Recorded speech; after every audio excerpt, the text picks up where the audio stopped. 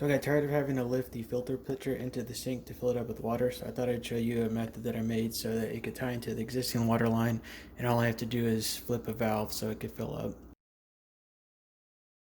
So in this variation, I tied into the existing sprayer right here using a T-valve.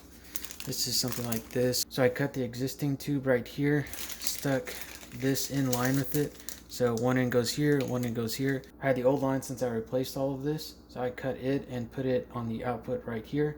So that way water would come in here and you could either use the sprayer like it is, or it would go into the pitcher right here. This wasn't sealing initially, so I had to heat it up. So I just turned the hot water on all the way. This caused this to soften up and expand a little bit. Then I cranked down these little clamps and then I was able to get a good seal. For this end right here, I got an adapter. This is a hose barb as well, so the hose barb goes inside here.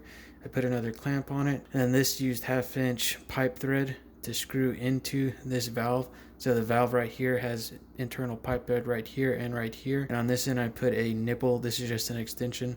I didn't know how long I needed it to be, so I just got about 2 inches long. On the end of this I put a pipe here just because there wasn't any zinc coating on the end of this and it was starting to rust. So this is just to stop rust from getting into the pitcher. So I drilled a hole on top of the pitcher here, and this just slides in like this. To hold this securely in place, I put 2 hose clamps on each side of this, so on the inside and outside.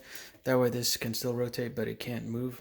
So this will just sit here like this. And to keep it from coming off, because with the stiffness of the tube here, I just put some tape on here at the 4 corners. That way you can still move this and this won't pop off. So to test this out, I'm gonna open up the valve here, this, and then just turn on the water like normal.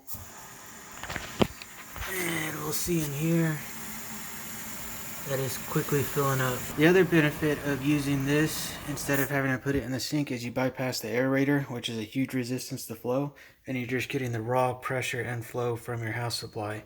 So this will fill up much faster, probably twice as fast as going through the normal sink as well. You can see it's draining. This is a high flow filter, so it also fills up very quickly compared to the normal one. Alternative way you could do this without having to screw into the sprayer here is remove the aerator. And I just epoxied the threads from a quick disconnect that was plastic I bought really cheap, and adhered it to the end of it like this, so it just sits there like this. Then you could screw it back in. Then you could screw in the other end of the quick disconnect like this.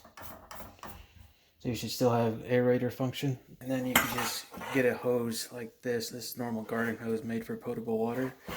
Put a quick disconnect, and then you can just do this whenever you need to do it. And then you could cut a short length and just stick the other end into your pitcher. But whenever you need to use it, you could turn it on like this. And then when you don't want to use it, you can just remove it like that. And then you have your normal sink. Hopefully this was helpful and gives you some ideas on how you can adapt your existing line to fill up your pitcher without having to move it in and out of the sink every time. Thanks for watching.